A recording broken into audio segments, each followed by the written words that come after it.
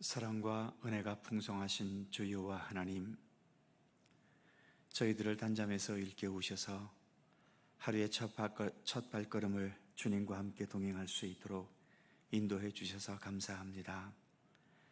오늘도 예수님을 생각하고 예수님을 바라보고 예수님을 배워가면서 우리가 가야 할 이 믿음의 길을 더 바르고 참되게 걸어나가게 하시고, 그리하여 우리 믿음의 연수가 더해갈수록 주님과 모든 면에서 더 일치되어 가고 우리의 인격과 우리의 삶과 우리의 모든 삶의 태도들이 더 주님의 뜻에 합당한 하나님의 백성으로 날마다 자라갈 수 있도록 우리 가운데 함께하여 주옵소서.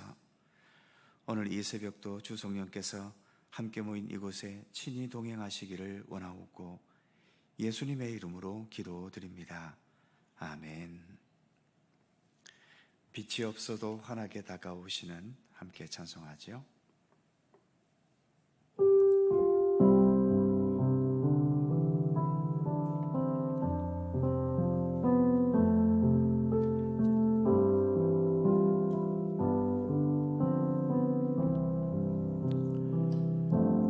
빛이 없어도 환하게 다가오시는 주 예수 나의 주님이여,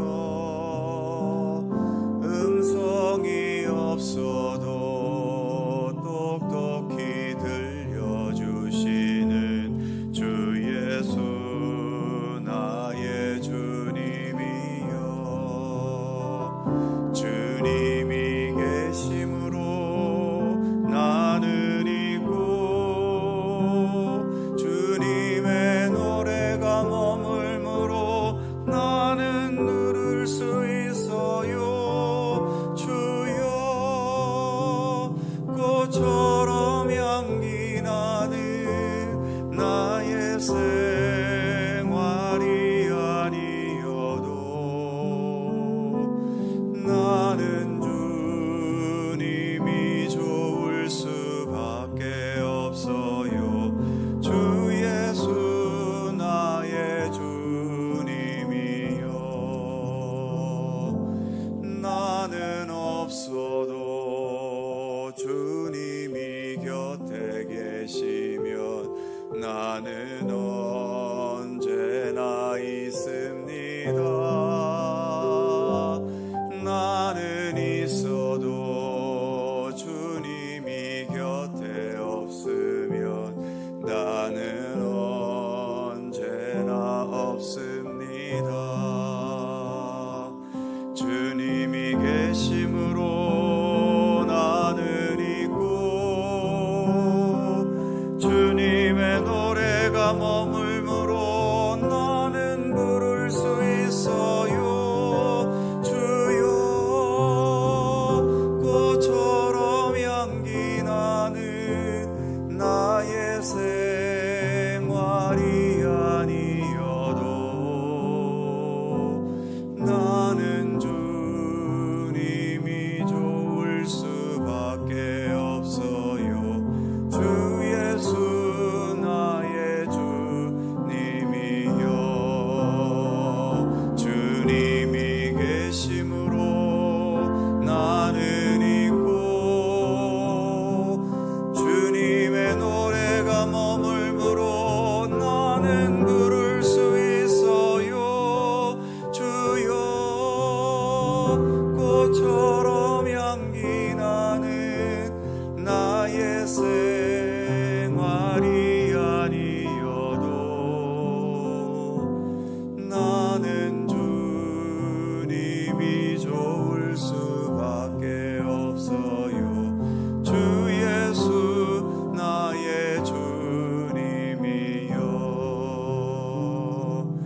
나는 주님이 좋을 수밖에 없어요. 주 예수 나의 주님이여.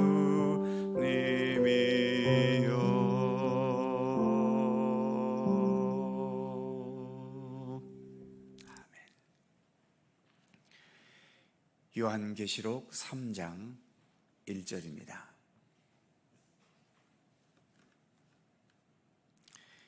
요한계시록 3장 1절 한 절 말씀을 다 함께 한 목소리로 봉독합니다. 사대 교회의 사자에게 편지하라. 하나님의 일곱 영과 일곱 별을 가지신 이가 이르시되 내가 네 행위를 아노니 내가 살았다 하는 이름은 가졌으나 죽은 자로다. 아멘. 소아시아 일곱 교회 중 다섯 번째 교회인 사대 교회에 주시는 말씀입니다. 1절에 예수님에 대한 표현이 있지요. 하나님의 일곱 영과 일곱 별을 가지신 이가 이르시되, 일곱 영은 곧 성령을 의미하고 일곱 별은 일곱 교회를 지키는 일곱 교회의 사자였다라고 하는 것을 지난 1장에서 살펴보았었지요. 예수님께서는 성령님과 함께 이 땅에 세워진 모든 교회들을 지키시고 또 살펴보시는 분이심을 말씀해 주는 겁니다.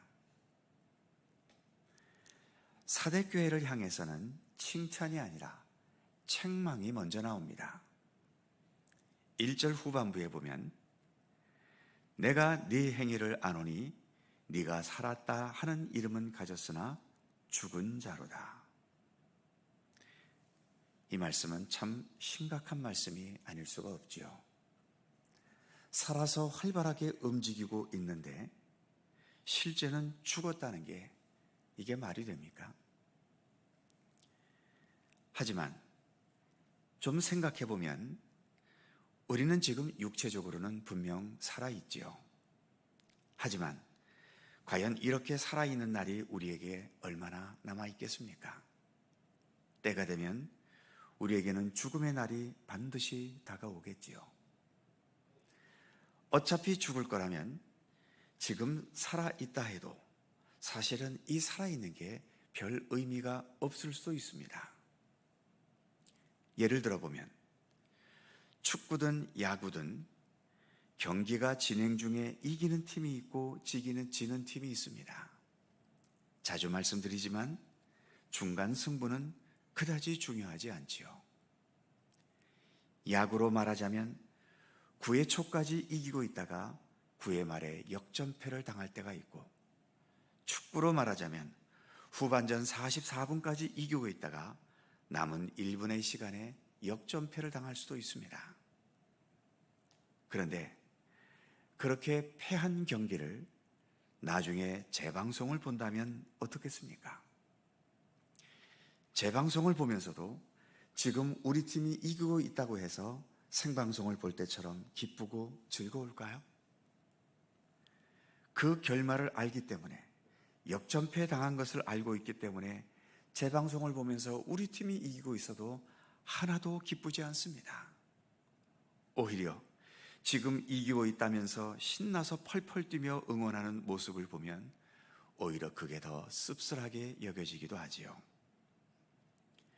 결과가 진 경기이면 그 중간 승부에서 이기고 있었던 것은 사실 아무 쓸모가 없습니다. 그러니까 지금 우리가 이렇게 살아있어서 살아있는 기쁨과 즐거움을 얼마나 누릴지 모르지만 결국 우리에게 다가올 죽음의 세력에게 패배당해 우리가 죽어버리면 지금 우리가 살아있다라고 즐거워하고 기뻐하는 모든 것 다 소용없는 거죠. 지금 본문에서 사대교회의 현실이 이와 같다는 겁니다. 겉으로는 잘 모이고 예배 잘 드리고 적절하게 선교와 봉사활동을 하고 있어서 살아있는 것 같은데 지금 너희들의 이런 상태가 그냥 지속되면 사대교회는 결국 죽는다는 거죠. 그러기에 지금 살아있는 것처럼 보여도 그 결과는 죽음이기 때문에 실상은 죽은 자라고 말씀하고 있는 겁니다. 생명에는 우리 육체에 있는 육체적 생명이 있지요. 반면 그 육체적 생명보다 더 깊은 차원의 영적인 생명이 있습니다. 마태복음 10장 28절에서 예수님께서 이렇게 말씀하신 것이 있지요. 여도 영혼은 능히 죽이지 못하는 자들을 두려워하지 말고 오직 몸과 영혼을 능히 지옥에 멸하실 수 있는 이를 두려워하라. 몸은 죽여도, 즉 몸의 생명, 육체의 생명이라는 거죠.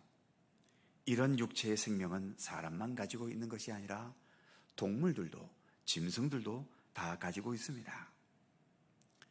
창세기 말씀에 의하면 동물들의 생명은 하나님의 직접적인 손길보다는 그냥 말씀으로 다른 만물처럼 그렇게 창조하셨지요. 반면 우리 인간에게 생명을 부여하실 때에는 그렇지 않았습니다. 하나님께서 직접 흙으로 인간의 형상을 만드시고 그 코에 직접 하나님께서 하나님의 생명의 기운을 불어 넣으셨다고 창세기는 말하지 않습니까? 이 하나님께서 불어넣으신 직접적인 생명의 기운, 이것을 예수님께서는 영혼이라고 말씀하신 겁니다. 그러니까 인간이 인간으로서 정말 살아있는 것은 육체가 살아있는 것이 아니라 하나님의 생명의 기운인 영혼이 살아있어야 되는 거죠. 그리고 이 영혼은 철저하게 하나님의 것 아닙니까? 그래서 하나님께서 우리에게 부여해 주신 것 아닙니까? 그러니까 하나님과 온전히 연결되어 있는 자들에게만 그 영혼이 살아 있을 수 있는 거죠.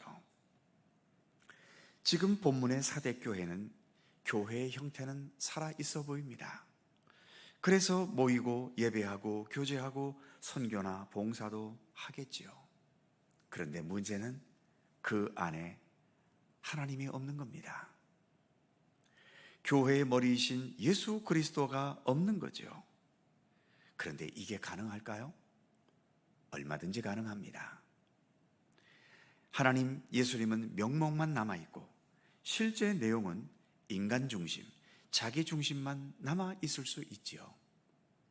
예배도 하나님께 영광 돌리고 하나님을 향한 순종의 의지가 아니라 내가 위로받고 내가 안심되고 내가 기뻐하는 예배가 될 수 있습니다.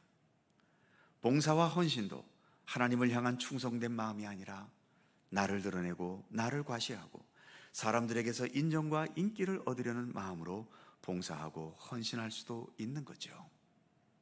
교회 생활도 예수님과 함께 하는 것보다도 사람들과 더 어울리고 사람의 입맛에만 맞추고 사람의 눈치만 더 보고 사람의 욕망에 더 기울어져 있을 수도 있는 겁니다. 오늘 사대교회에 주시는 이 책망의 말씀 앞에 우리의 자신을 또 우리 교회의 모습을 겸손히 비춰보실 수 있기를 바랍니다. 과연 내 믿음 안에는 예수 그리스도께서만 굳건하게 자리 잡고 계신가? 아니면 사람의 말, 사람의 판단과 평가, 사람의 욕망과 욕심이 더 앞서고 있지는 않은가? 우리의 예배와 봉사와 헌신은 오로지 예수 그리스도의 뜻과 하나님의 영광만을 향해 있는가? 아니면 사람의 시선과 또 사람들에게서 인정받는 것에 더 매달려 있지는 않은가? 내게 있는 이 소중한 직분이 오직 주님의 종으로서의 직분인가? 아니면 교회 안에서 내 권위, 내 입지, 내 인기의 발판으로 삼고 있지는 않은가? 겸손하게 오늘의 말씀 앞에서 우리의 자신을 비춰 보아야 할 것입니다. 그래서 겉으로는 살아있지만 실제로는 죽어버린 것이 아닌지 우리의 모습을 돌아보면서 언제나 항상 살아있는 진실하고 온전한 믿음의 길을 걷는, 그리고 온전히 살아계신 우리 주 예수 그리스도만을 향해 나아가는 우리의 믿음의 발걸음이 되기를 더욱더 힘써야 할 것입니다. 주님은 살아계신 분입니다. 그러기에 우리도 주님 안에서 언제나 살아 있어야 합니다. 기도하겠습니다. 거룩하신 하나님, 이제 소아시아 7교회를 살펴보면서 네 번째 교회까지는 칭찬도 있고 책망도 있는, 그래서 그저 평범하게 보이는 모습이었지만 사대교회로 넘어오면서 처음부터 몹시 심각한 장면을 우리가 말씀을 통해 보고 있습니다. 너희가 지금 살아있다고 생각하지만 실제로는 죽은 것이라는 주님의 말씀 앞에 하나님, 우리가 지금 살아있다고 이게 정말 살아있는 것이겠습니까? 생명의 주인은 내가 아니라 하나님이시기 때문에 아무리 내가 살아있어도 주님께서 나를 향해 너는 죽었다고 말씀하면 우리는 죽은 것이며, 또 육신적으로 내가 죽어서 땅속에 묻혔다 하더라도 하나님께서 너는 살아있는 자다라고 말씀하시면 나는 살아있는 자가 되는 것임을 믿습니다. 하나님, 세상의 판단과 세상의 평가가 뭐 그리 중요하겠습니까? 물론 우리가 아직은 이 세상에 존재하고 있기 때문에 세상과 모든 것을 함께 살아갈 수밖에 없지만, 그러나 궁극적인 생명은 세상에 부여해 주는 것이 아니라 바로 생명의 창조자이신 하나님께서 부여해 주시는 것임을 늘 잊지 않게 하여 주옵소서. 그러기에 세상 속에서만 살아있는 것으로 만족하지 않게 하시고 하나님 앞에 정말 건강하고 올바르고 진실하게 살아있는 우리들의 믿음이 되기를 더 힘쓸 수 있는 우리들의 삶이 되도록 하나님 함께하여 주옵소서. 예수님께서 말씀하신 것처럼 몸만 죽이는 세력을 두려워하지 말고 몸과 영혼을 능히 함께 지옥으로 멸하실 수 있는 하나님을 두려워하라는 예수님의 말씀을 더 기억하면서, 그래서 내 안에 육신적인 생명이 살아있는 것에 머물지 않게 하시고 나의 영혼이 늘 하나님과의 깊은 생명의 관계 속에 언제나 활발하게 진실하게 살아있는 우리들의 생명과 우리들의 믿음이 될 수 있도록 오늘도 우리 가운데 함께 하시기를 원하옵고 기도합니다. 오늘도 주 안에서 살아있는 생명이 되기 원하여 이처럼 하루의 첫 시간 이 새벽을 주님 앞에 나와 겸손히 머리 숙이며 주의 말씀 앞에 섰사오니 오늘도 저희들을 주님의 생명의 품에 품어주시고 오늘도 우리가 어떤 환경 속에서 살아가든지 하나님의 사람으로서의 그 마음가짐으로 주어진 모든 삶을 더 성실하고 아름답고 또 진실하게 살아갈 수 있도록 오늘도 우리 가운데 함께하여 주옵소서. 간절한 기도의 제목들이 있습니다. 이 아침도 간구하는 모든 것 주님께서 일일이 귀를 기울여 주시고 오직 주님의 선하신 뜻 안에서 응답되고 이루어지도록 함께해 주옵소서.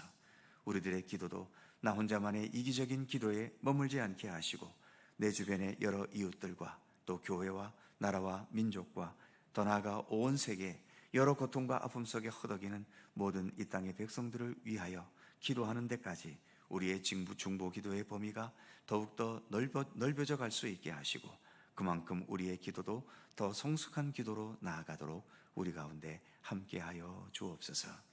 오늘도 주의 평강과 은총이 우리의 삶 가운데 함께 하시기를 원하오며 우리 구주 예수 그리스도의 거룩하신 이름으로 기도하옵나이다. 아멘.